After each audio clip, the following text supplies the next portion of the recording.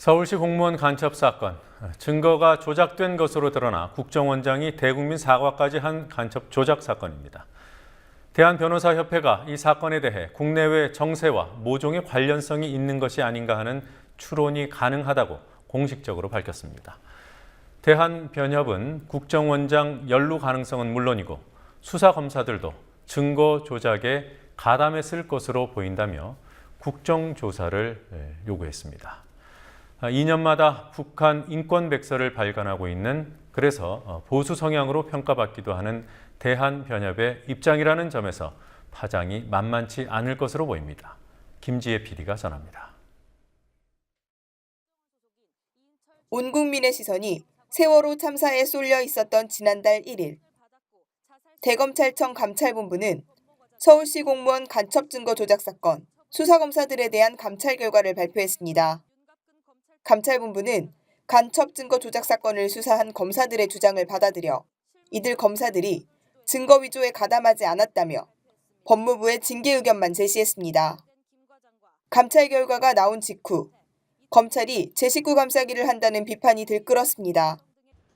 2달 동안 이 사건에 대한 자체 조사를 벌여온 대한변협의 조사 결과는 대검 감찰 결과와 판이하게 달랐습니다.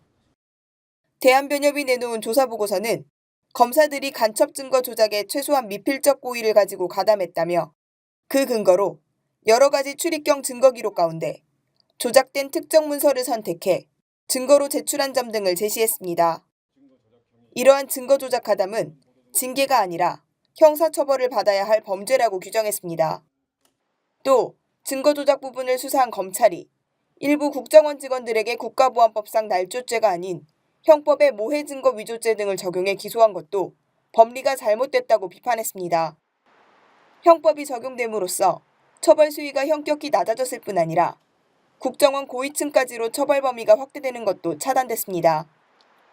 남재준 전 국정원장 등 국정원 책임자급이 이 사건에 관여했을 가능성이 매우 의심되지만 검찰이 수사조차 하지 않았다는 점에 대해서도 유감을 표명했습니다. 대한변협은 보고서 서두에서 간첩 증거 조작 사건이 통상적인 공안 사건에 비해 굉장히 엉성하다며 졸속 수사 가능성이 있다고도 지적했습니다. 이어 이 사건을 급하게 공표하지 않을 수 없었던 국내외 정세와 모종의 관련성이 있는 것이 아닌가 하는 추론이 가능하다고까지 언급했습니다. 유우성 씨가 국정원에 체포된 시점은 지난해 1월로 국정원 댓글 사건이 불거진 직후였습니다. 진상조사 결과를 발표한 변협의 인권이사도 개인 의견임을 전제로 국정원 정치 개입 사건을 언급했습니다.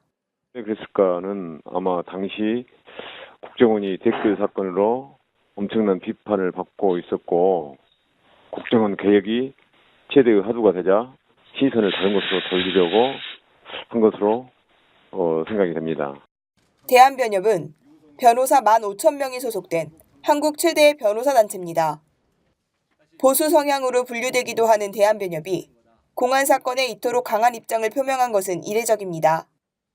대한변협 측은 간첩 증거 조작 사건이 민주주의의 근간에 관련된 문제이기 때문이라고 설명합니다.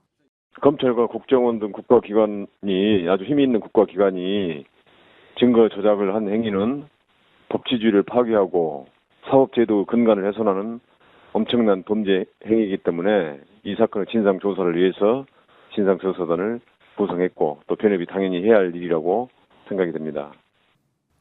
대한변협은 간첩 증거 조작에 대한 검찰 수사에도 대검찰청 감찰에도 문제가 있었던 만큼 국회 청문회와 국정조사를 통해 진상을 제대로 규명해야 한다고 주장했습니다. 국민TV 뉴스 김지혜입니다.